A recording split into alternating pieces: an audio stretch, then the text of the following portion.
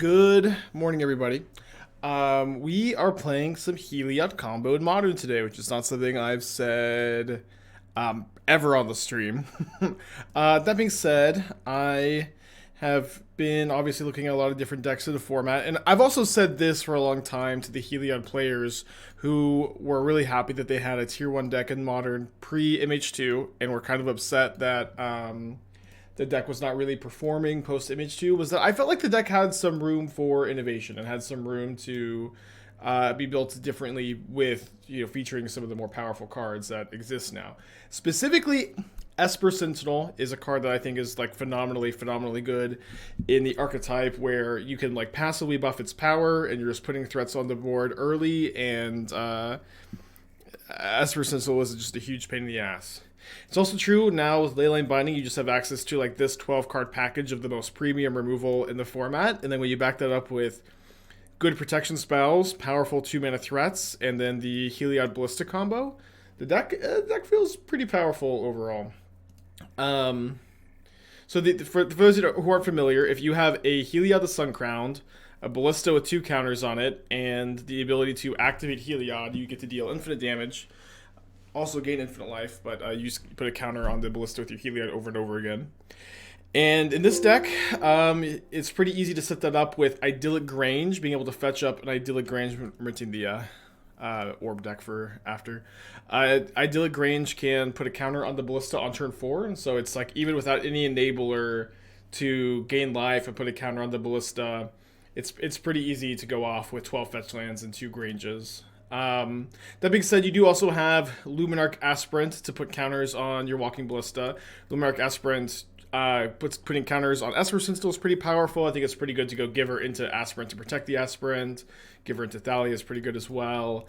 And I think that I like building the deck this way instead of more in on life gain synergies, where in this show Heliod is not really going to trigger that often. It's mostly just a combo card.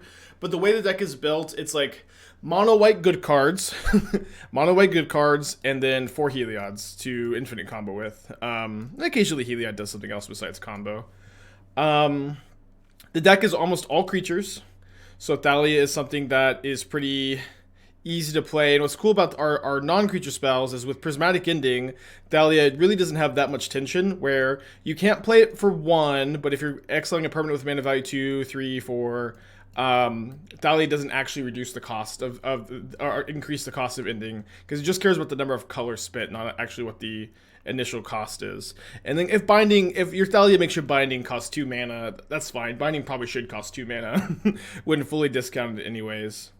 No, Adeline. Adeline is like a fair aggro card. This is like a mid-rangey combo deck. Adeline is not a card with enough synergy in the deck.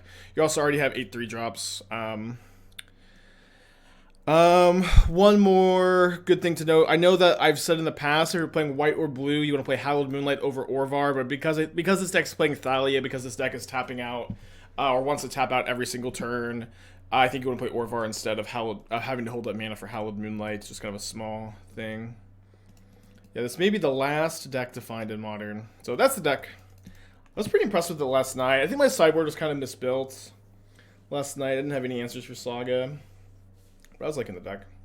I was also playing 23 lands last night. I ended up flooding some, so I think 22 is a better number. Okay, so we're on the draw with a 1-lander with both Ballistas. I'm going to mulligan.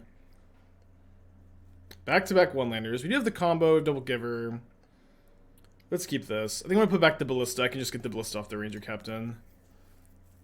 And obviously hoping to draw some lands. A bit awkward to have, 2 1-landers in a row to start the day. That's the problem with mono white decks, I guess. No card selection. I guess Ephemerate's not good enough. I mean, you just don't have enough creatures with ETB effects. You have the Solitudes, you have Ranger-Captain, which is okay to Ephemerate, but not like super good, and that's it. Hands, I must say thank you.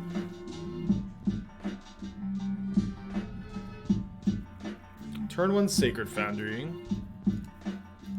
Drew a Heliod for turn. I'm going to go for the givers early here. I know that I'm not setting up my binding very well. Is this Death and Taxes? This is Heliod combo. I don't know if you think the Death and Taxes refers to any mono white deck, then this is Death and Taxes. Well, after getting pretty flooded every game I played last night, start off with this start. I think you hands every 9 months. Is there thoughts of boarding Eldarmy's Call for faster, more redundant comboing, or do you ever need the sideboard cards as hate instead of improving your own combo? I mean, splashing a color is doable. Eldarmy's Call is a card you could play over Thalia, potentially. It's also Eldarmy's Call is also very slow and telegraphs exactly what your plan is a problem I have with the card in this deck. Another thing, too, is it's like all Heliod does is combo in this version. Like, in the older versions, Heliod was more of, like, a reasonable card to top deck. In this version, Heliod is not really... Okay, let's start. In this version, Heliod is not really a card that you're, like, super happy to... to, like, just, like, draw and put into play. Like, this is, like, a pure combo card. And so with that being the case, like, I think you're, like, happy to draw it, and when you don't draw it, you're just playing, like, a normal mid-range aggro game plan.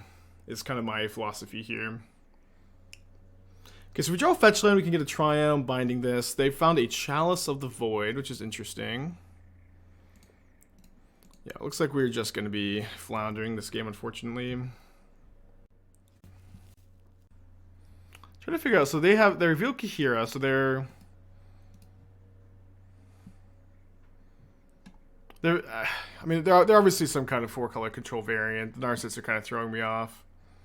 They revealed Teferi Time Raveler. I think I might just be packing it in. I think that's, you know, hella dead this game. So they're almost definitely going to be on Binding, so I feel like I'm interested in playing my Wear Tears. They also showed us Chalice, so also an answer for Chalice of the Void. Beyond that, we don't have too much for this matchup, but it's also true we don't, you know, necessarily need that many dedicated cards. I think I'm probably going to go down one ending to Solitude and click Submit. And then try to find a hand of lands.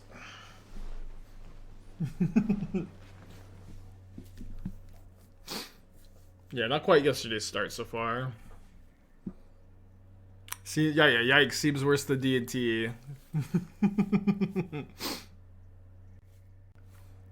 You played any more of the Orb combo stream last night? Not last night, no. We'll probably play a league of it today. I wanted to start with this, though. Am I interested in testing Spirits in Modern? I mean, I've played plenty of Spirits in Modern, and it's like, that archetype has, like, not gotten any new cards in, like, 3 years or 4 years, 5 years. A long time. So it's like, I don't know, like, you know, people, when it comes to playtesting, there's a lot of time that can be saved, I think, when you've played a lot of a deck in the past. The deck has gotten, like, no new upgrades in a long time. It's not going to be any better when after a Horizon set got released. Can I have a hand with more than one land, please? Please. Yeah, make it may look bad, deck. All right. What's my score with the Orb combo? We were 8-2. We started off 8-0. Opponents on the middle to 5. I couldn't recall any instance of me playing Spirits on my YouTube. I mean, yeah, you know, I've been playing Magic for a long time. I've only been streaming for like 3 years. I've played a lot of Spirits pre-stream because that was pre-Modern Horizons 1 when Spirits was like a, you know, a somewhat tier deck.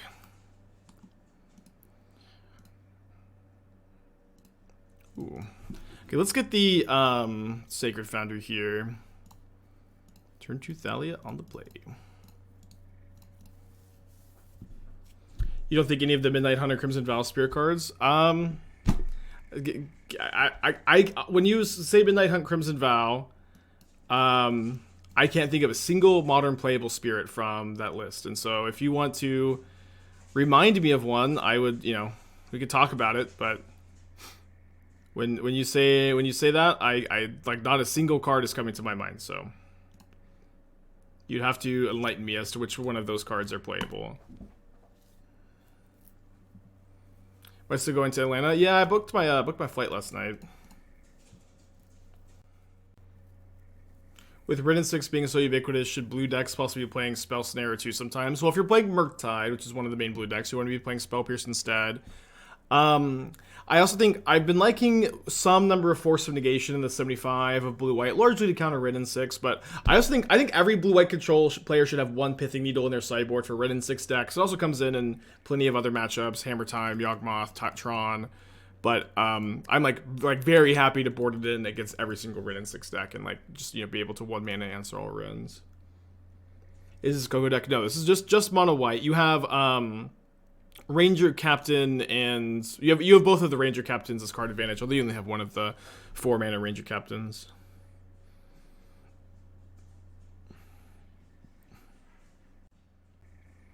Wait, he plays D&T. What is Death and Taxes, chat? Is this deck is Death and Taxes? any mono white deck is Death and Taxes. But yeah, I mean, I also don't pick and choose favorites. I am happy to play any deck that I'm interested in. Shackle Geist helps against Murktide. That's about it. I mean, Shackle Geist is an older card. That's the second Innistress set, not the third, right? Oh no, that one's later. Sure. I don't know. Listen, you guys can play Spirits. I'm not gonna play Spirits. The deck's pretty bad, I think. All right. They've got 3 cards in their hand. They're missing their land drops though. Yeah, I think I'm just gonna still keep playing my aspirants where these are like providing pressure against an opponent who's stumbling rather than Heliod, which is just sitting and waiting for me to draw a Ballista or a Ranger.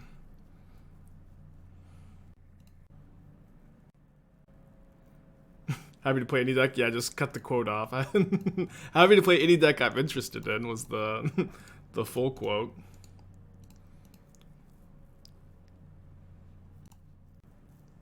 Mono white is a bit misleading. I don't feel like I feel like looking at this list, I don't feel like mono white is misleading.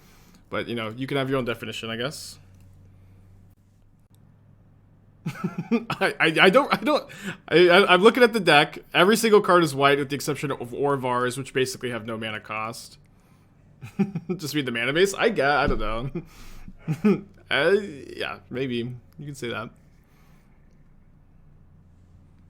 You have a Binding? Wow. Pretty good mold of 4, or more so mold of 5. Yeah, I mean, they're missing land drops, so I should be binding the Wrenn. I'm gonna be saving this to get my second Idyllic Grange, so this way a Ballista is a win as soon as I find one. Bummer.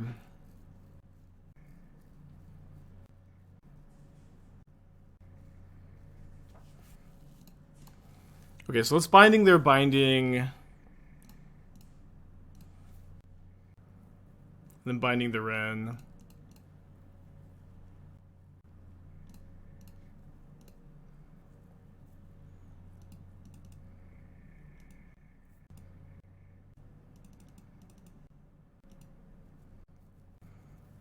One more permanence, and we are also attacking with Heliod.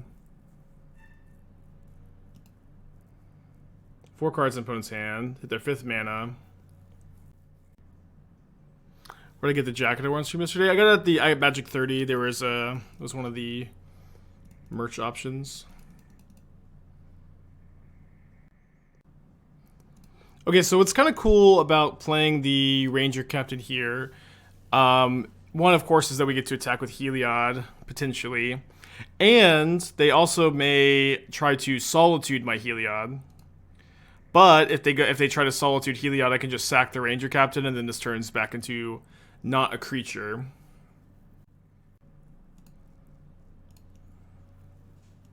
So let's go to combat. I'm gonna put a counter on the Aspirant, so if they Solitude my Heliod and I attack the Teferi, they go to block, I can put a counter on this with Idyllic Grange so that they just lose the Solitude in combat.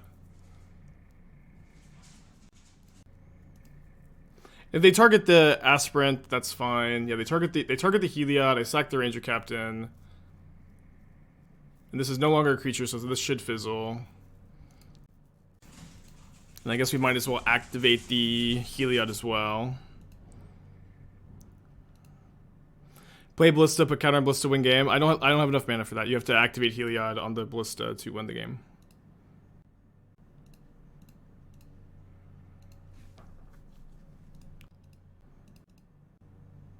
Yeah, a lot of Idyllic Granges on the stream lately. Yeah, so yeah, for a total of 4 mana if you have an Idyllic Grange in a fetch land, or if you have a Luminarch Aspirant to put a counter on the Ballista, works too. 2 cards in their hand, presumably both spells. I guess one of them might not be a spell. Because they drew off the, when they drew off the Teferi, kind of messed up, like they were missing land drops. Joel is banned here. You're a mod, right? You can undo the Joel. I also see the Joels in the chat when you do that. You think Binding has made it hard to read what opponent is on early game because of all the triumphs? Maybe a little, yeah. Or also, you know, living in a post-Yorion metagame, so like decks that play triumphs aren't so like homogenized into this like soup of all the good cards in the format. Now it's kind of harder to fit all the good cards in the same 60-card deck. We've been close to on time on MTGO? Yeah, for sure. What do you think of Haywire Might? 1 for a 1 artifact, destroy a non-creature artifact or enchantment if you sack or pay 1 green, 2 to draw off Saga Karn.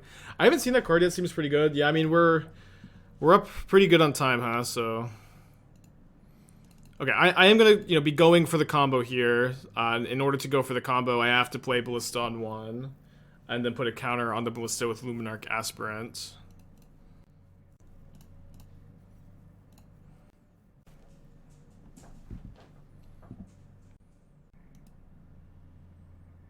They're thinking.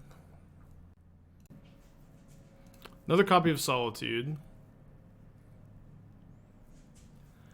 Okay, yeah, I think what I'm going to do is just let this exile happen. So this way I get the Heliod trigger. And then I'll attack the Teferi, they'll chump block, and then I'll just Prismatic Ending the Teferi. Any new cards I'm really excited with Brew? Yeah, Bro is going to be very good for brewing. I'll be doing a YouTube video once we get the full spoiler, which may be this weekend. Should be this weekend, right? Oh, this card seems great. This card is like an immediate Urza Saga staple. Any Urza Saga deck that's playing green will play this. Did Bro make Tron better? I can't imagine it makes it worse.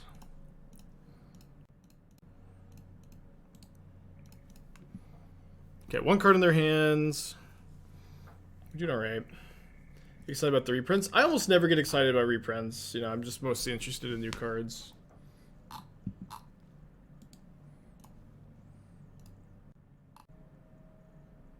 Whoa, what the hell? This card's nuts. Search library for a basic, put in your hand, or a fight. This is like so much better than Prey Upon. It's crazy. Not that, you know, Prey Upon. This card, what the hell? This card is really weird. It's not even just a force, it's any basic. Gandalf 2 months, thank you. Okay, we lost our Heliod. But now we have 2 Luminarch Aspirants versus the world.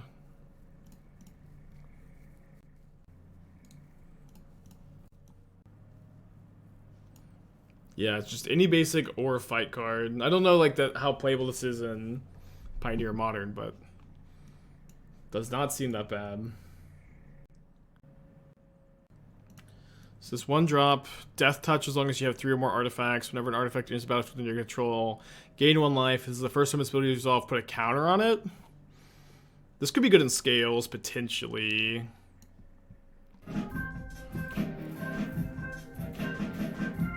So if they ever get rid of this binding, I'll have the Wear Tear at least. Alright, I'll send one at this fairy, one at them. Okay, they also didn't Kihira, so did they really have Solitude? I guess I'll play around Solitude by only attacking with 1. Oh, I said this doesn't play around Solitude at all. They just salted this block here. Never mind. Not Modern Scales, maybe Pioneer. I don't know. Maybe. Deck for Chef. Yeah, you should be able to grab Haywire of Saga. I mean, if they just have 3rd Solitude here, good beats. Okay. They clearly have something. I'm not sure what it is. I'm not sure what they would have that they wouldn't cast here. Then the deck for Chef also, okay. But I want to read this card. Is this another Teferi? Stop! Literally stop. It's the 3rd Teferi. Hajar, Loyal Bodyguard, sack it, legendary creatures get +1/+0 and indestructible until end of turn. This is 2 mana, 2 mana 3/3. Fuck. Oh no. There's like this legendary creature deck in Pioneer that's like based on humans that looks so sick, and this card looks incredible with that deck. This card ties it together so well. Like all of a sudden, I'm like seriously considering playing that deck in Atlanta. Considering playing this in Red Green Boats. Yeah, you could play it there too for sure, but there's also, it's like this Joda deck. I played against it last night. I got absolutely smashed by it. And this card seems like such a huge upgrade to that deck. Oh yeah, very good with Bard class too. This card is huge for Pioneer. A lot of exciting cards. Okay, Ephemerate Humans in 2022. I think I might have saw you do this on Doomwake stream last night. Should have been paying closer attention. Let me kill this. And then counter. Okay, we'll attack the Wrenn. I don't think I need to use my binding yet.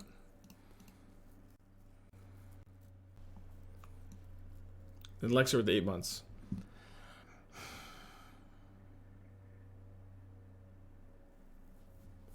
So like my very first thing when I look and see this list is like Ephemerate's like just not that good in this deck. It's like pretty good with Thalia's Lieutenant.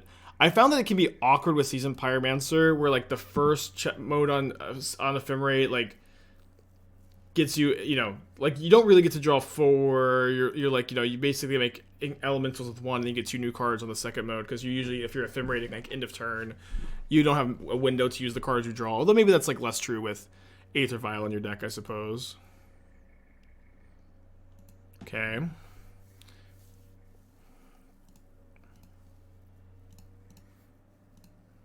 Maybe I'm supposed to, man, I guess I was supposed to put 2 counters on this to better play around Solitude. I mean, they just keep not putting Kahira in their hand. If they drew the 3rd Solitude, good beats. I should have put that 2 counters here. Playing Casting Malcontents to make Ephemerate better. Yeah, this is also like an issue with I guess we play around Subtlety too. This is an issue with like this style of deck building too, where like all of a sudden like you're playing worse 3-drops in your Humans deck. Casting Malcontent, Seasoned Pyromancer, Reflector Mage. All of these cards are like worse than Adeline. They like maybe worse than Hamlet Captain. I think Hamlet Captain's like hell underrated. There's a lot of really, really good 3-drops in Humans. And to me, it feels like you're kind of playing the worst of them just to make Ephemerate a good card in your deck, and it's like not even that good. Like you've also cut Thalia from your deck. Thalia is really, really important card, but you've cut it just to make room for Ephemerate. And so it feels like to me, you've lowered the card quality in like every single aspect. Where you don't have Thalias, your mana is much worse, your 3-drops are much worse, just to be able to play Ephemerate, which again is just like not that good of a card in the deck. So my general recommendation is to not build a deck this way. I'm actually, you know, as far as the way I would build Humans, I've always been like super, super partial to, hold on. I think I want to play this now and get a counter on the Solitude. I've always been like really partial to Ranger-Captain in Humans. I think Ranger-Captain is like very underplayed, where it gives you a lot of equity against Cascade decks, which can be an issue.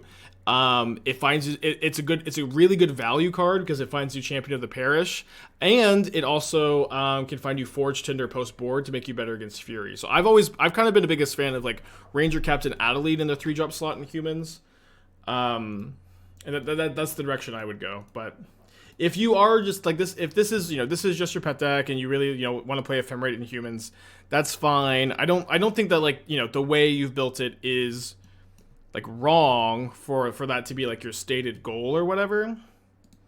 Oh yeah, they failing to find out a frustration. Okay, we won the game. Awesome, outgrinded it. Crazy. Yeah, Hamlet Vanguard. I always call that card Hamlet Captain. Yeah, I don't see anything super bad. I would probably play like some number of Deputy of Detention.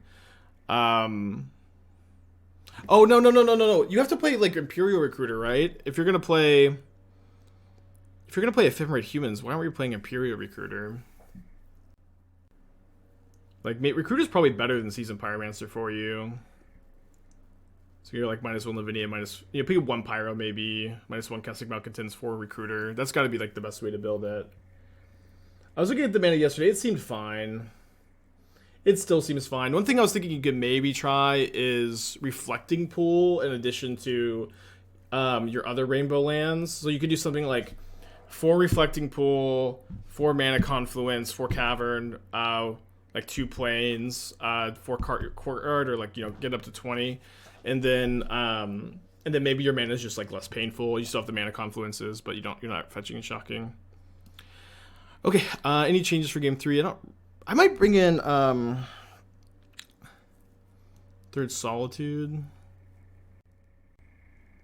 Why we reflected upon my deck? We're talking about for humans, not for this deck. If you're gonna play a Recruiter in the main deck, you should have a Turok in the sideboard too to side in. It's something I've always liked. Okay, keep. Oh, this is a meme. I see. Oh, Homemade Mayo with the VIP or mod. Which will it be? Draw. Mod if available. Should be available. I don't know what the cap is, but we have a lot of mods at this point, huh? Welcome to the team. Congratulations. Dude, they love the subtlety. I'm gonna bottom this though. They pitched Days of Doing. Good use for that card. Definitely hoping to draw a land at some point, but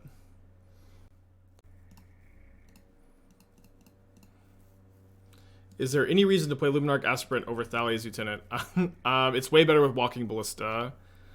It grows it triggers every single turn. It doesn't trigger off the Giver of Runes. I think I might actually play the Esper Sentinel. Thalia plus Esper Sentinel is really nice, and I sure would like the chance to draw a card. They also can't Binding. Oh, they can Binding the Thalia, but they can't Binding after the Sentinel resolves. Okay.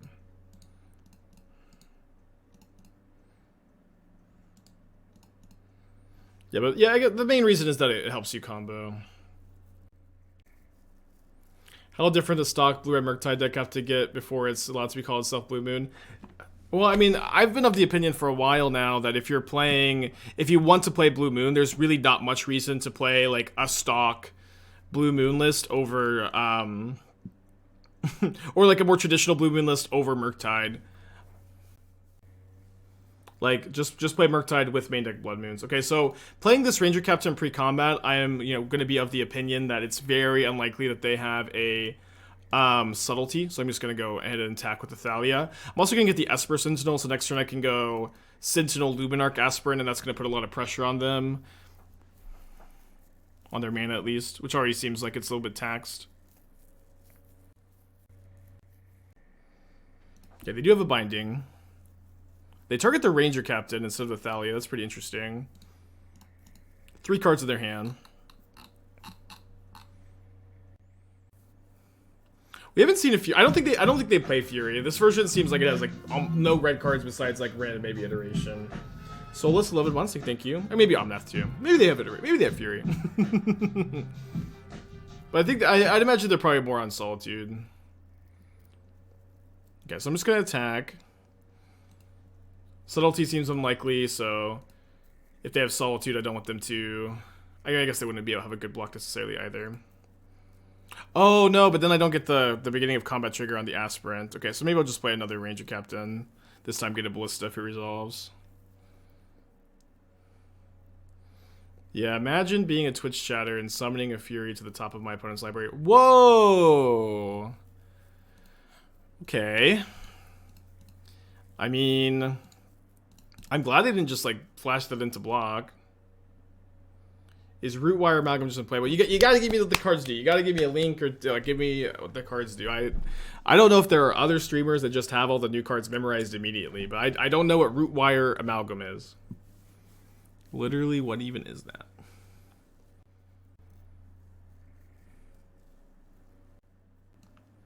There we go. There's a link. Thoughts of Misery Shatter. This card seems okay. I think that, I've played like mono black, mid range and pioneer some. I've thought it's like okay there. Okay, let's go aspirant counter on the Thalia, and then I guess also Sentinel. Let's do this first. They can't dress down to trade because of the Thalia tax. We could get a Indatha Triome for future Leyline Bindings. This card seems okay. I think that it is, you know, a card that may be like well positioned in certain metagames in Pioneer with its static ability. A card that I'll probably have to think a bit more about though. I know that Ginger said he didn't like it in Rakdos. It's probably going to be mostly in like a mono black mid range deck could want to play this as this 2-drop and not have to worry about splashing for the red green or red black card. Isn't it just Voidwalker? This is a Pioneer card. This is not a Modern card. I should probably have said that. This is going to be a card that sees play in Pioneer, not Modern. Yeah, we saw Haymire Might. This card's a pretty big deal. I think that it's hard to imagine that any deck playing green and Ursa Saga is not going to play this. So, you know, Jund Saga, Hammer, or Amulet are, you know, the two main ones that come to mind. Affinities probably support this. Hardened Scales will, you know, upgrade to that deck too. Excuse me. So they're going to go in the turn, dress down, and pay. So this is probably a good turn to... Probably going to be a good turn to resolve the Heliod, although I'm kind of playing into their Leyline Binding that I know about if I do. So I could do something like Prismatic Ending this dress down. And then if that resolves, they have to Binding in response, otherwise it's kind of a pain for them. And then I get to... Oh, yeah, but I'm not going to be able to Binding because of my own Thalia. Yeah, so I think I'm just supposed to go Thalia at them, the 1-power creatures at Narset. Cast Heliod post-combat. Took Esper, Smallpox, Random, Tiffany, let's look at 4. Oh, yeah, thank you for saying that, Harvard Dart. Like, I keep meaning to play it on stream and, like, test it. Like, I feel like the list looks pretty good, and I just, you know, I mean, it's always good to have, like, things, like, you know, ready to go for, like, a later stream when you get stuck, but it's good to hear. Time to bring back Gingerbread Urza. I've been kind of looking at Gingerbread Cabin again. I think that, you know, there's some potential with it in the new set. Thalia's turned off. Yeah, it's turned back on if I Prismatic Ending the dress down. So what I'm talking about is taking a line that's Prismatic Ending the dress down and then Leyline Binding, but then that's just not going to work. And obviously I don't want to Binding their Binding with dress down still in play and not get my Ranger-Captain ETB.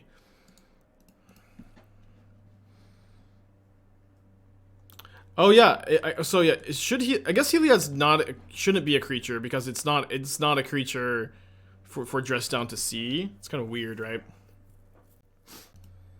Their hand is currently Binding 2 mystery cards, though.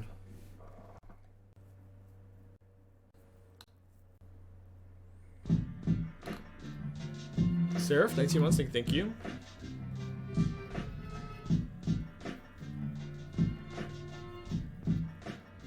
They're Binding the Thalia, and then they're casting something very fast here. So you have a Devotion would not be a creature? I don't know, that's a weird rules interaction.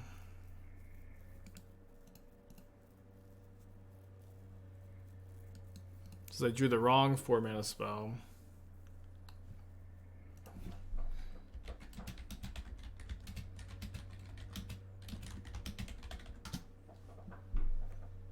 You can Binding now? No, I don't have. I only have 4 domain at the moment. I don't have an island. Are they looking for Verdict? They're at least, you know, telling me that they have Verdict in their deck with this comment, I imagine.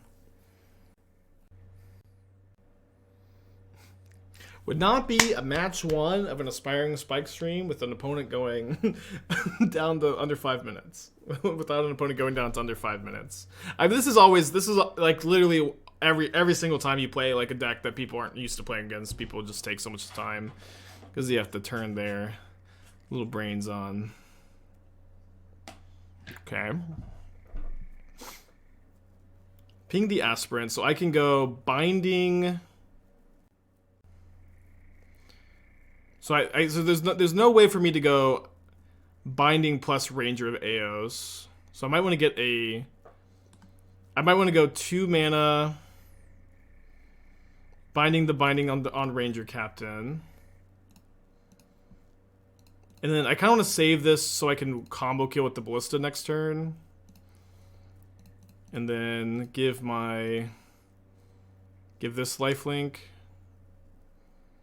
Or is that worse than just ending? I guess that's just worse than ending on the Ren. So attack Jace, attack my opponent. Oh no, attack them! Oh no, they're at 6 life! How did that happen?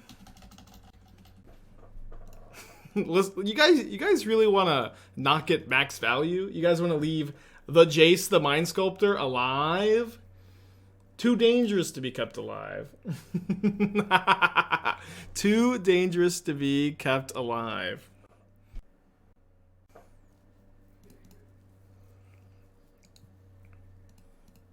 So they have 1 card in their hand. They let me draw a card, so what they're saying is it's a 3-mana answer to the combo. Okay, now they're saying... Oh, I guess it could be Solitude. So if they have Solitude, I could lose. My domain is currently 1, 2, 3. I mean... If it's Solitude, we get to keep playing, and I'm having fun.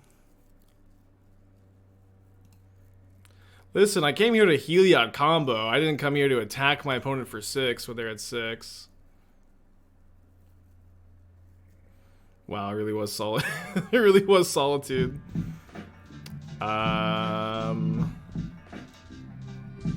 Okay.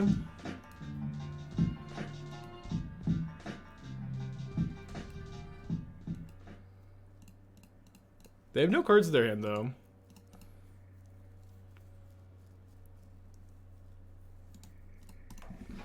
Maybe they have that Solitude already, and then Copium is next. Copium, I guess. Yeah, in this spot, I think pinging them for 1 matters more than putting a counter on the Heliod. Okay, opponent. We won anyways. It does feel, you know, awesome to outgrind your opponent's like 4-color value soup deck with mono white. I know that we didn't draw lands game 1, but we got there anyways. Don't understand why people. I guess I just don't understand what a Death and Taxes deck is. If this deck is Death and Taxes, sure. I just feel like I would have never called this deck Death and Taxes. We're playing against the most popular deck in Modern, Merfolk.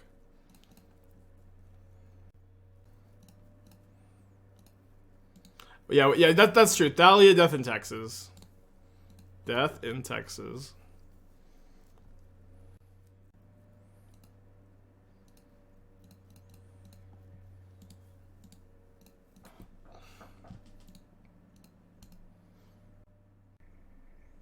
I was calling it DT. There's been a lot of people that called today's deck DT, which is like fine. I just don't get it.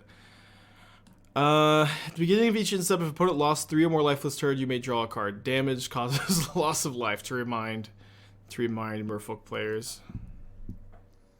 All right, let's get Heliod down. So if we draw any fetch land, we are capable of comboing.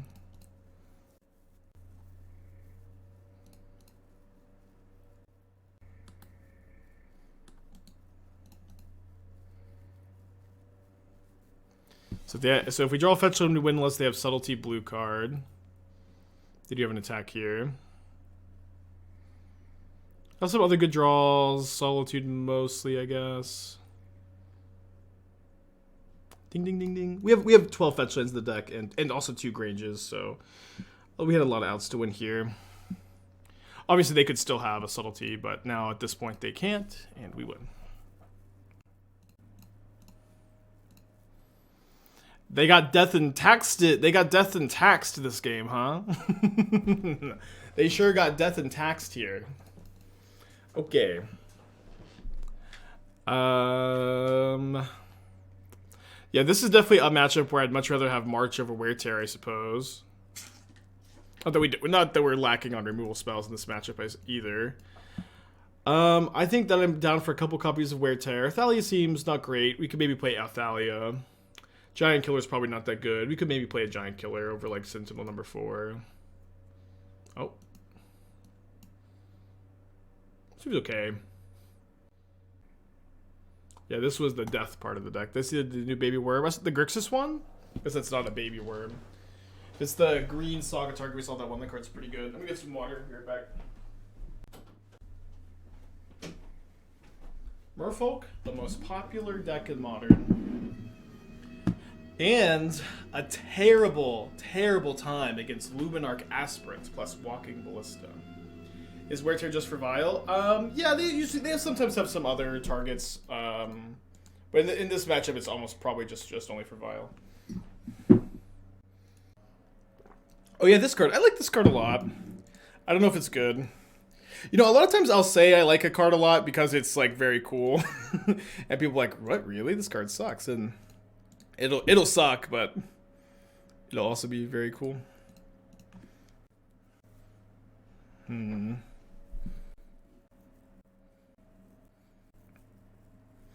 think trading here is fine.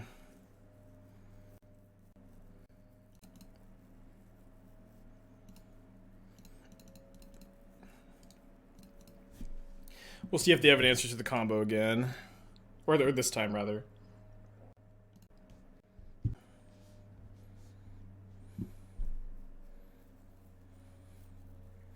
Three cards in their hand.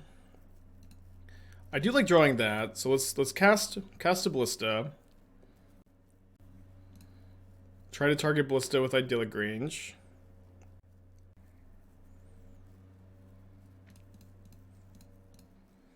That doesn't do it. Oh no, it does do it. It does do it, sorry.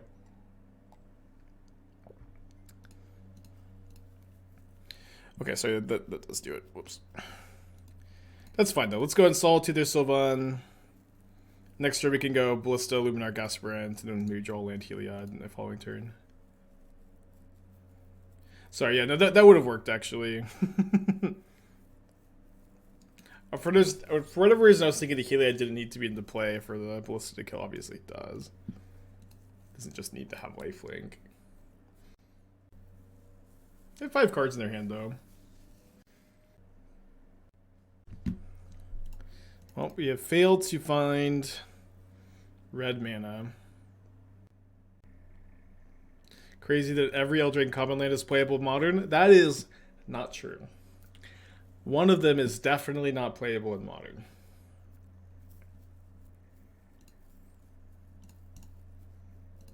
Yeah, not the blue one.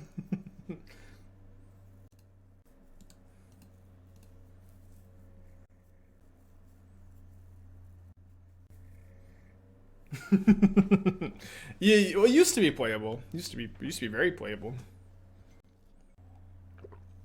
Throne of Eldraine is just MH 1.5. I kind of feel like, didn't Throne of Eldraine come out first? I may be misremembering. Maybe misremembering. Is there Grin Cabin? I've played Cabin in the past. I've 5-0'd with Cabin. Does that make Cabin good? Yes. So let's see if this gets subtletied. Alright. Guess I should have let the Aspirant get a counter on it first. 2-0, baby. 2-0. I kind of felt like there was just room to rework it. Merfolk best deck in Modern. Definitely the most popular deck in Modern. And our exact hand is not that good against Mill. Definitely a matchup that all these fetch lands get a little bit worse in, but we'll see how bad it is overall.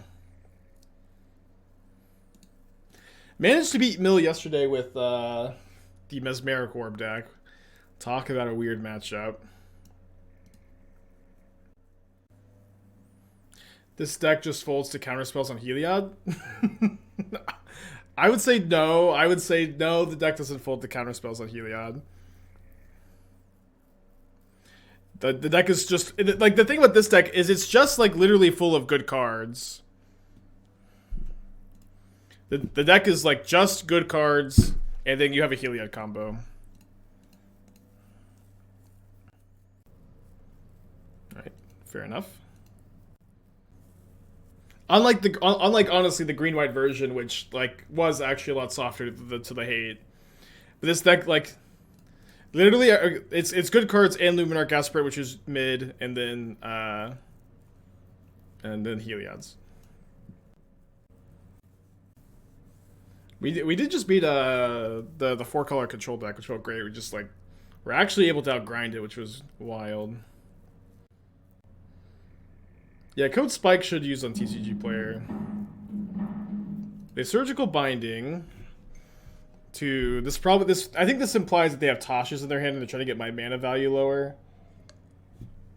Which would also make sense why they would want to Surgical my Solitudes. It's kind of interesting. Life total's getting kind of low though, opponent. It's getting kind of low. I do like this start a lot. Sentinel into Aspirant. Didn't have 4-color mull to 5 a couple times. They mulled to 5 on game 2. I think they kept 7 game 3. I could be misremembering. I also like had a non-functional hand game 1, so my hand game 1 was worse than that game 2 hand. Not that, you know. It's a competition, I guess. Whoa, we're down to 8 cards in our library. Fuck.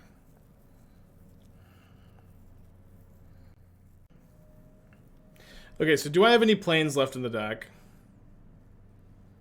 1, 2, 3. It looks like I still have some.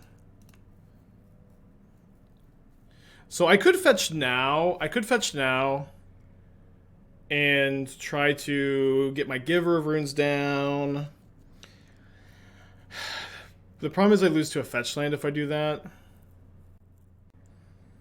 So I just don't.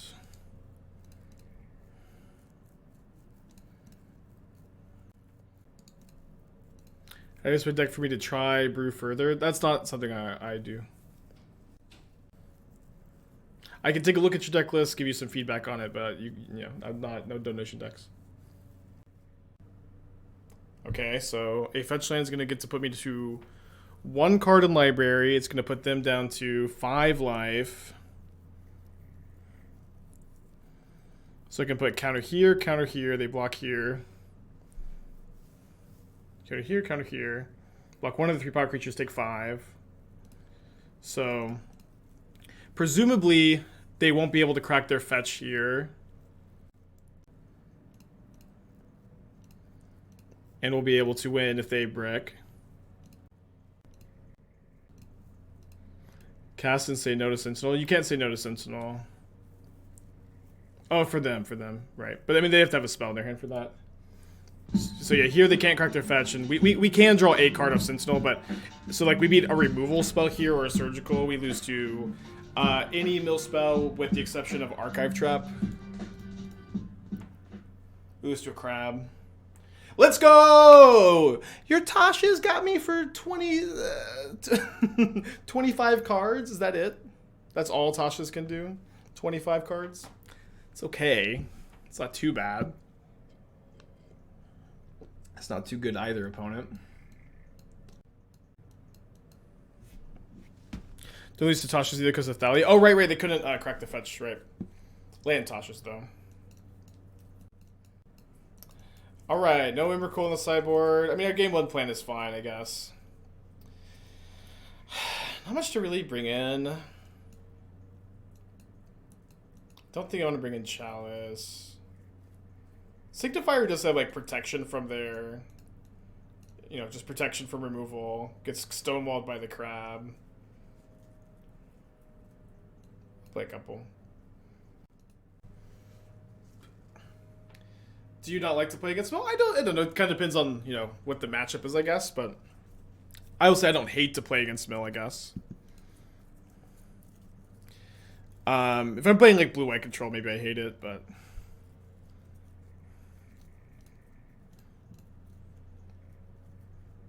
Could take or leave. I don't know. There's also been like a ton of Mill on Magic Online lately. It may be time to bring the Emrakul back to the sideboard.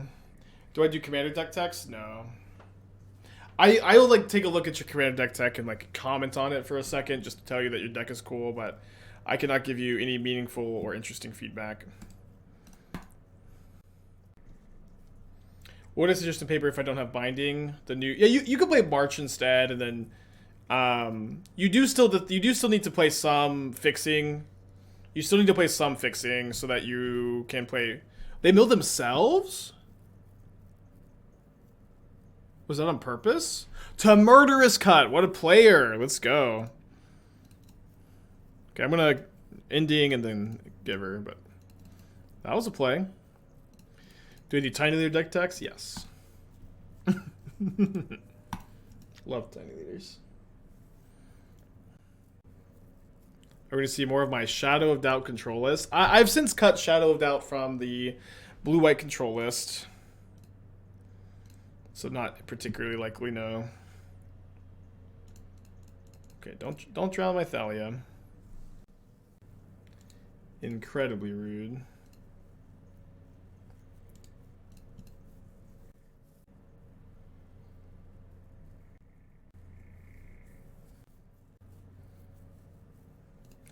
Alright, you got 2 crabs, I got 2 4-mana bindings. Deal. You know what we call a 2/3 giver of runes? Pressure.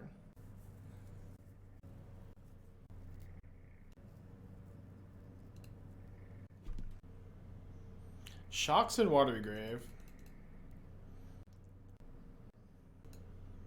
Okay, 2 for 2, not the end of the world. Kind of feel like they didn't need to fire it off that quick, honestly.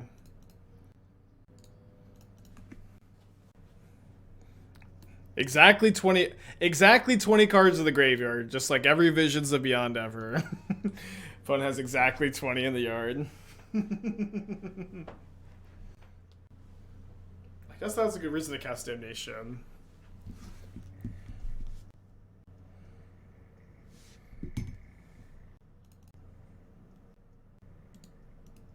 Almost lost a lot of money. Yeah, dude. Yeah. So red alert. I googled yesterday what weekend is DreamHack Atlanta, and Google popped the wrong date up and said it was this weekend, and I just like mindlessly almost booked a ticket for this weekend without realizing. So it is 2 weekends from now, not this weekend, or it will be the 3rd weekend from this date. So I don't know. Everybody's like, I think next weekend is blah, blah, blah. Yeah, I booked my plane tickets last night. I got Spirit Big Seat. The big seat in Spirit. I'm really moving up in the world. Got that big seat.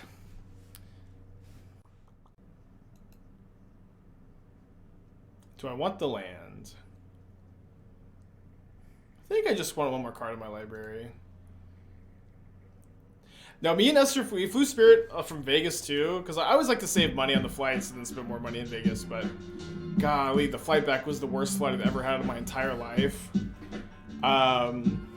What's the deal with airplanes, right? But we got on the plane. I'm the window seat. I really don't like to be the window seat, but it's really hot. The sun's on the plane, and we get in, we're waiting for like 20 minutes, and like, hey, we don't have a captain. We've been sitting on the plane for 20 minutes, fully boarded. We don't have a captain. We'll let you know when we have a captain. And we're sitting. We end up sitting in the hot sun on the plane for like an hour and a half. And I'm wearing the jacket I bought from Magic 30, and I don't have a shirt on underneath because I thought that would be fine because dumb, I guess. But I'm wearing the jacket for Magic 30. I don't have a shirt on underneath, so I end up just like unzipping. And I'm sweating, and I'm fanning myself. Esther's fanning herself. I've got my gut hanging out. It was so miserable. We were sitting there for an hour and a half until the flight finally took off. It was so bad. And I'm flying again, but now I've got the big seat. So that's my new rule. If I'm gonna fly Spirit, I'm gonna get the big seat, alright?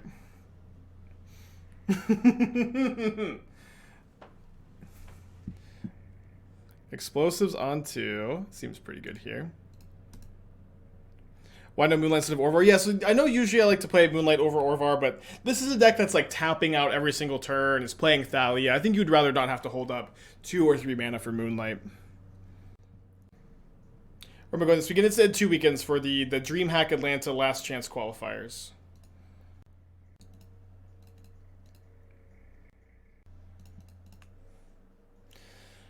Alright, we got any fetchables left? We got 1 Plains, 1 Thalia. So I can't cast a Solitude. I guess I'm leaving those in the deck, huh?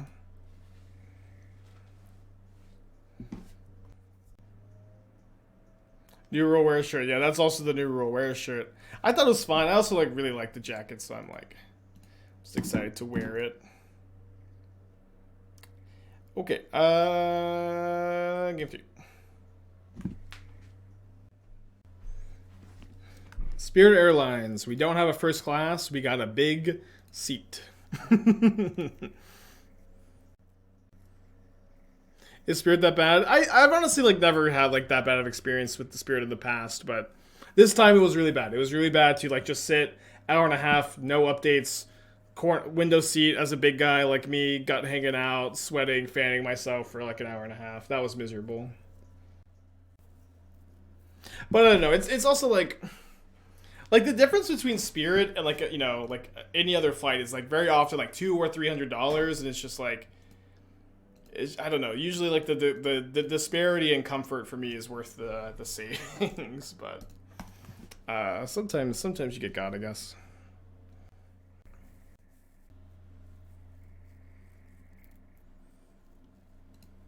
No way to play around it.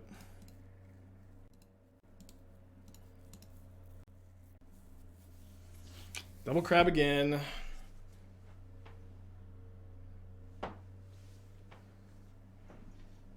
Couldn't binding on turn 2. I guess I could have. I just couldn't play the Sentinel.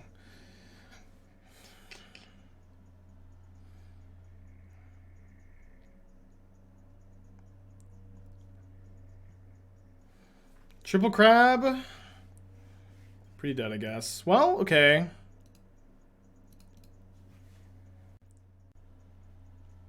Let's Ranger-Captain Tutor-Up Ballista now. So that the Ballista will still be in, so that we don't get the Ballista milled. And it's going to be a race against time. Dang, so many crabs. I was flew Frontier once and they kept us on the tarmac for an hour and a half because the toilets weren't working and the fight was an hour and a half long. It's so funny.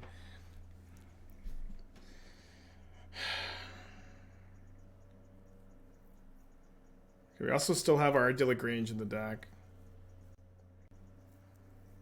No, we have a fetch land to put a counter on the Ballista. Was I supposed to Solitude the Ruin Crab first? We have 2 Grange in the deck. One is still in the library, I believe. If I Solitude this, and they block a Hedron Crab here, I could put a counter on the Esper Sentinel. What is this? I don't know if this is correct. It's like way better to do this if they have anything like counter magic. They're drowning the Solitude. Let's go.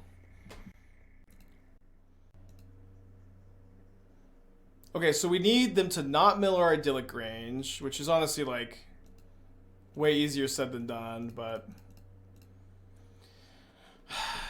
if they don't, like it's gonna be kind of hard to lose because we just like I mean they could obviously mill me out potentially.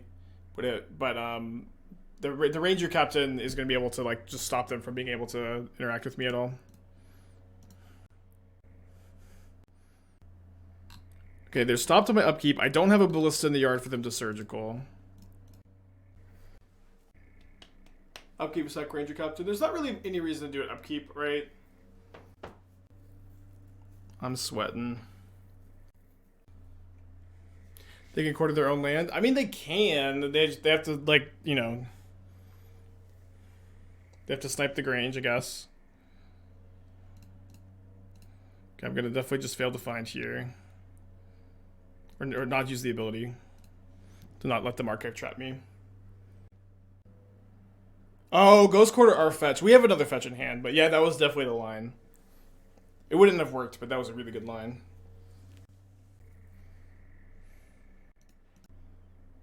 Oh, they're also not supposed to pay, because if I drew Grange for turn, I guess I could just fetch another planes, actually.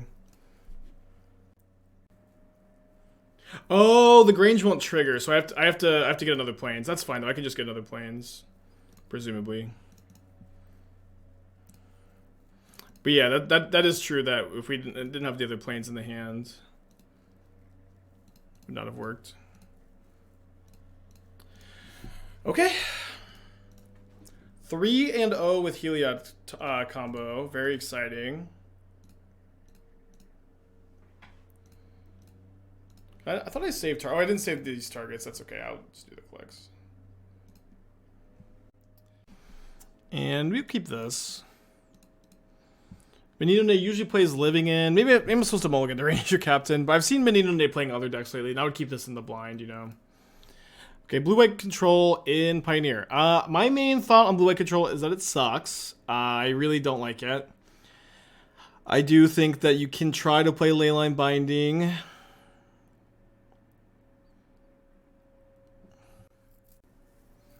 Although I really dislike that, like having to play Leyline Binding or trying to play Leyline Binding, having whatever. It, like, comes at the cost of... I think I'm going to try to get Binding online and hope that they're on Murktide. It comes at the cost of, like, your mana being so bad. Like, there are some decks that play Binding a bit better. Decks that have, like, much, like, crazier top-end decks that... Okay, they is playing Living In. So it might just be dead game 1.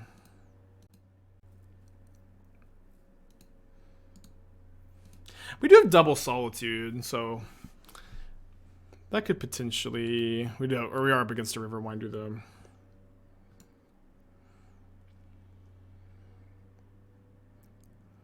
Oh, Lay Down Arms is pretty interesting, though. Okay, I'll say this. Like, in a deck that's playing Lay Down Arms and Leyline Binding, I just don't like these, like, Field of Ruin, 3 Field of Ruin, Castle Vantress, Hall of the Storm Giants. You just, like, don't have the luxury of playing these non-land type utility lands when you're so in on, like, these basic land type cards. That's definitely one thing that I think.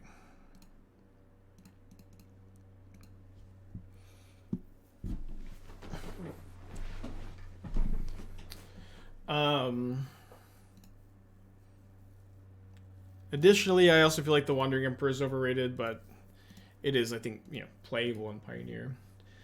So the main thing is that I want to cut all of the non-land type lands. I think if you're gonna play, and then get up to 4 Lay Down Arms. So that's the first thing I would do.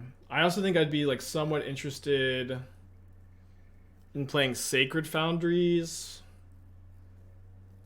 since you're kind of light on mountains for domains. So, like, cutting the 3 fields, Hall, maybe even 4 Sacred Foundries, and then playing, like, 3 plains, 3 island, 3 plains, I think could be a good mana base. Absorb is also, like, a card that isn't that good normally, and is, like, especially not good, I think, with, like, these.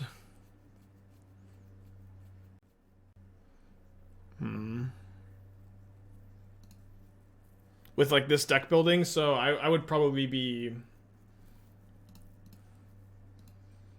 recommending that you move away from Absorb and 3 mana counter spells in general. I think that maybe, like, you could try to do Narset plus Days Undoing and be a little bit more proactive and have cards that, like, you know, you don't have to cast Narset on turn 3. Obviously, you would ideally be casting Narset on turn 3.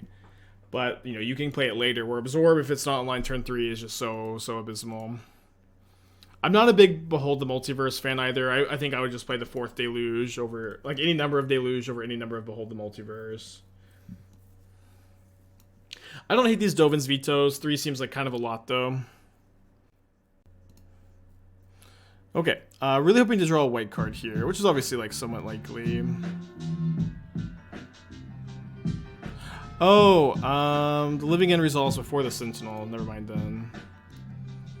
So we just double Solitude. And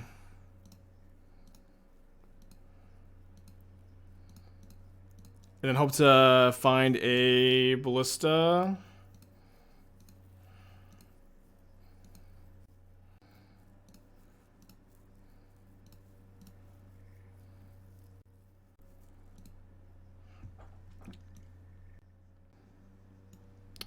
Okay, so my opponent is looking at the top cards of my library. I feel like I'm supposed to shuffle. Probably put a counter on a Solitude. Yeah, so like, yeah, I think I'm kind of into cutting the, maybe we have to absorb the Behold the Multiverse for like 3 Narset 2 days Undoing. I also like Farewell a lot. I would want to have like the second in the sideboard, but I also want to see you on 4, lay down arms in the main. So maybe go down 1 Veto, up 1 lay down arms, -4 absorb, +1 hold, +3 Narset, +2 days Undoing. I'm not sure what these Baneslayers are really doing in the sideboard, besides like, I don't know, like, the aggro decks are, I think, pretty fine matchups. Oh, they targeted themselves? Damn it. Well, that was really bad. Although I drew another fetch line anyways, so we're still alive to draw Ballista. Oh, the 3 Obstinate Baloths in the sideboard. Orvar is better to discard to Liliana than Obstinate Baloth. Well, I guess Baloth is more castable. Yeah, classic deck tech blindness. I mean, it's tough not to have deck tech blindness when we're up against Living End. Block here. Oh, I have a swamp. Damn it, nothing gets best, Mini Nene. So we have the ability to go attack with a Solitude, gain 5. Why is Orvar better to pitch to Lily? I mean, I think it's just like better to have like a copy of Lily, a copy of like Leyline Binding than a Obstinate Baloth. I could be just wrong. I could be wrong. It's higher upside at least. But maybe, yeah, maybe Baloth being like just more castable is actually better. Not really sure.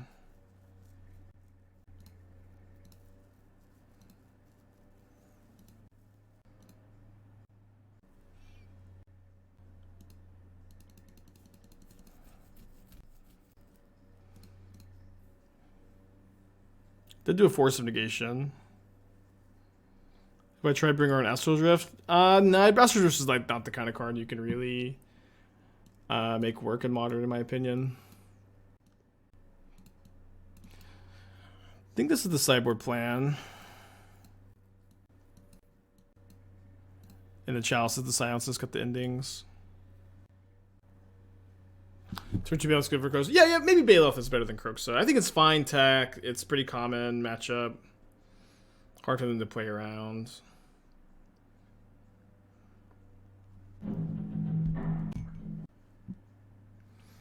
Orvar is for Archon of Cruelty decks, mostly creativity. Is any combination of Triomes that makes 5-color playable in this deck, or is there reasoning for those specifically? I mean, it's a mono-white deck, so any 2 Triomes that give you domain is fine. We have a Ranger-Captain and a Thalia, which is great, but we just don't have lands. This hand does have an untapped, you know, a Ranger-Captain on turn 3. Let's keep this.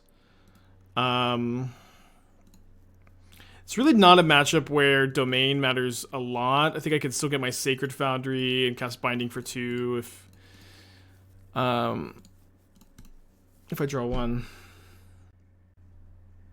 Yeah, we could theoretically cast Orvar, but doesn't matter a ton. Dungeon Master, 33 months, thank you.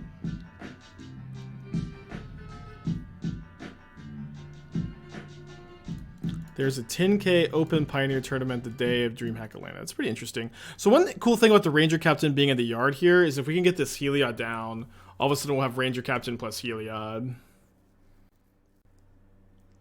Manidone.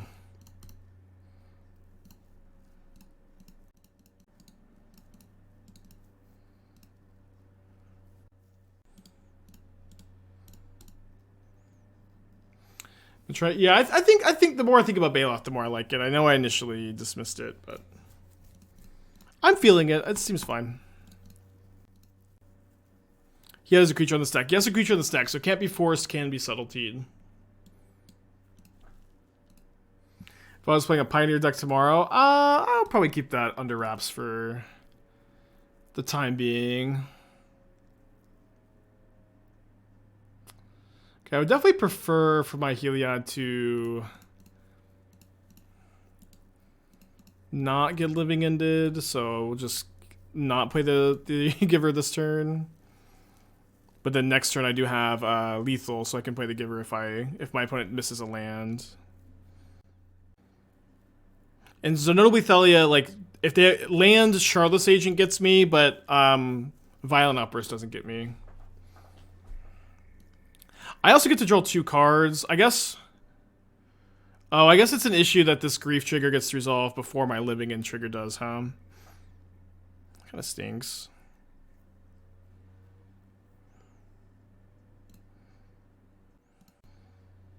Okay, but we have lethal now. They needed 5 mana. Charlotte's Agent isn't a non-creature spell, so they could living in with Charlotte's Agent, not with Violent Outburst. Cool. Game 3. I know I have a deck I would play right now in Pioneer, but there's also like a lot of things I'm working on, but I want to take Atlantic somewhat seriously.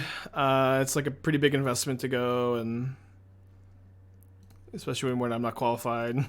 So I don't know. 2 RCQs ago, this just like kept happening too. Like players like know what deck I'm playing at an event, and it's like immediately obvious that it matters. And I'm just kind of, for this one, I want to keep it a little bit under wraps.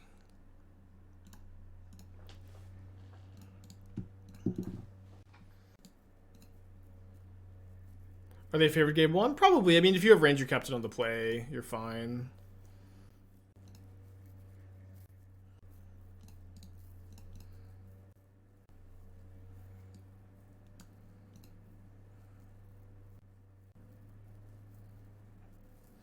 Alright, so we're very likely to need to draw a Ranger-Captain, a Silence, or a Chalice this turn.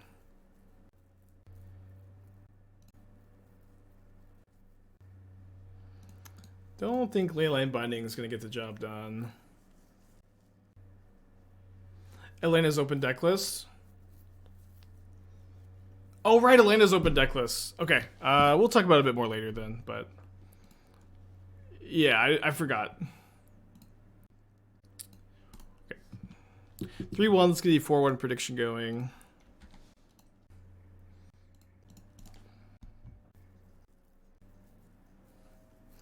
Turn 1 Ragavan. I'm gonna Plains here. They've been mendicking a lot of Blood Moons. I know I have Binding in my hand. Well, I do have Binding in the hands. Probably a bit better to prioritize Domain. Bit of a flip-flop there, I guess. Am I working on any Soul of Windgrace brew? I mean, I've been playing a decent amount of it in Modern. I don't currently have... Oh, wow, what is this? Oh, Domain Zoo. So, no Blood Moon this match. So glad I didn't play around it. I'm not currently working on a Soul of Windgrace deck, no.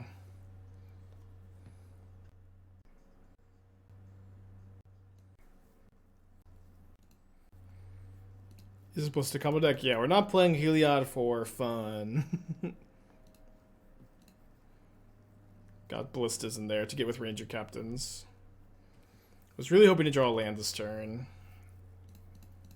I guess I'm just gonna Binding plus pitch a Heliod, catch back up on board a bit. Sure, not playing Heliod just for fun. Will I play mill combo today? No. Oh wait, sorry. Yes, probably. I don't know why we said mill combo. I didn't realize what you meant. Yeah, I might the orb deck. I want to play it either today or tomorrow. So if not today, tomorrow. Is there to play Murktide without Ragavans? Yeah, you would just play 4 Channeler, 4 Shredder, 4 Murktide. I've actually done that in the past, and it's not too bad.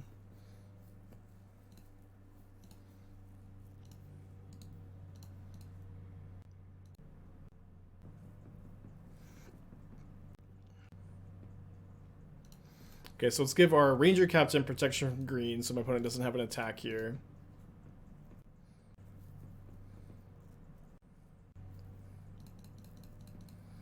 We'll just get the Heliod down. I think if my opponent attacks with the Brawler, I probably should block, although not blocking has a lot of upside where I can give this lifelink. I can protect my Ballista, win the game if I draw a fetch land or a Grange. But if my opponent's just gonna concede, then that definitely makes things a little bit easier. Let's bring in these Forge-Tenders, the Giant Killer. Wear Tear is pretty good, or it's good enough. It kills both Leyline Binding and Scion of Draco. Probably want, about 2 of those potentially. I think Luminarch Aspirant gets like a little outclassed in this matchup. I think I might cut those in the Ranger of Eos. Did I have lethal? No. Not that, Nope. I had some draws that would have given me lethal.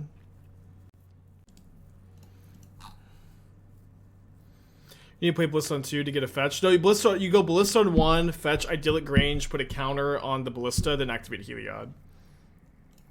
So this deck gets to go off with less mana than the green-white version did because you're playing Grange, and you also you need to play like less terrible cards like the green-white Winding Constrictor.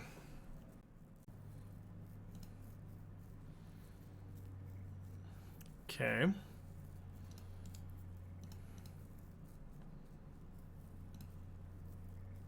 They have a lot of non-creatures in their deck. I think Thalia is good enough. Yeah, you don't have to play Spike Feeder either. Yeah, I get to play the good cards. You don't got to play the bad cards. Yeah, I don't feel like I need to Solitude right now. I mean, I know I let my opponent loot, but the Forge-Tender does, like, Stonewall the Kavu. But I'm probably gonna... I can just Binding next turn. I can Binding next turn, and then my opponent is still not really able to advance their board state at all.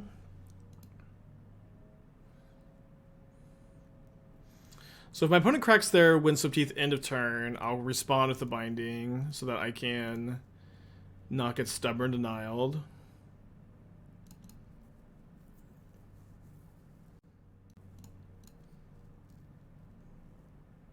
Yeah, it's really nice that Thalia, like, Prismatic Ending works really well with Thalia because you don't really care too much about the extra mana if you're targeting a 2 or 3 drop. And then Binding does cost 2 with Thalia, but Binding should probably cost 2 anyways. Binding should probably cost 2 anyways. Casting Heliod makes it so they can't free attack the Kavu future turns. Heliod isn't a devotion. I mean, on future turns, sure. I will cast the Heliod eventually.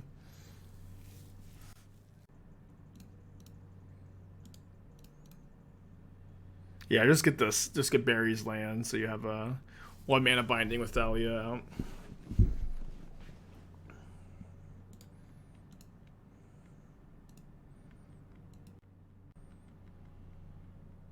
Yeah, Waste doesn't discount Leyline Binding. I kind of feel like it should, but, I always feel like rules should work some way that they don't actually work. You ever Coke or Pepsi? Pepsi. But really Mr. Pibb. That wasn't an option that you gave me, but Mr. Pibb all day, every day. All day, every day, till my teeth decay. Oh, really? That's what they went with? Is Mr. Pibb just Budget Dr. Pepper? It's like Budget Dr. Pepper that tastes way better.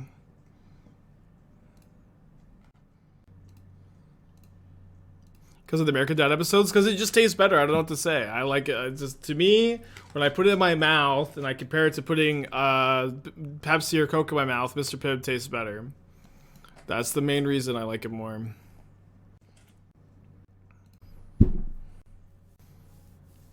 I think I want to keep the Forge-Tender in play to blank the Fury if I can. The problem is I won't be able to block the Brawler. It's probably going to have to be fine. Sprite or Fanta? Sprite, I guess. I'm not... Probably shouldn't have entertained these questions too much. I always find them a little boring. Okay, pass back. Might be taking 5 again. Could double block. Why not sack Tender to save Giver? Because I want the Forge-Tender to block the Fury. The Fury is like just such a good attacker if I do that. Could double block. I think I'm going to take the hit. So that any white permanent gives my Heliod Devotion. And I have protection from a Tribal Flames with the Forge-Tender too. Okay, I don't need to sack and counter this one. I can just wait till they like direct damage me with something else. Like this is worse against them having like 2 bolts in their hand, I guess, but that's not like probably that relevant. Hopefully, famous last words, I guess. So I guess I pitch Solitude, exile Fury, lifelink Forge-Tender, lifelink Thalia, 2 counters on the Esper Sentinel, gain 3 up to 6, and then I can block here and still beat a burn spell.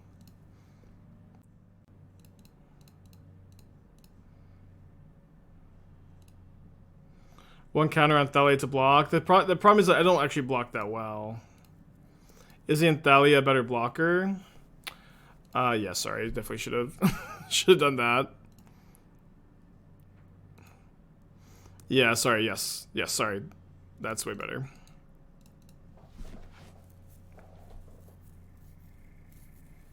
Yeah, I know the Brawler has trample. The Sentinel has 3 toughness though. Yeah, that was definitely the better line. Okay, but my opponent does not feel like they have an attack, which is probably like not true. Always mix up wear and tear. They have a stub? Okay. They have to pay 3 for this. Deal 5 mana Stubborn Denial. So attack with the Sentinel, give it lifelink. And then now I get to counter on the Thalia.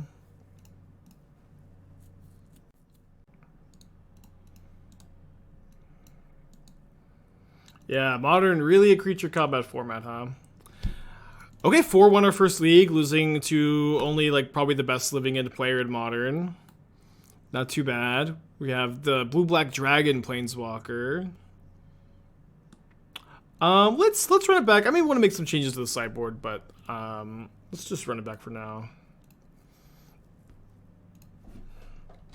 Yeah, definitely some cool matches so far too.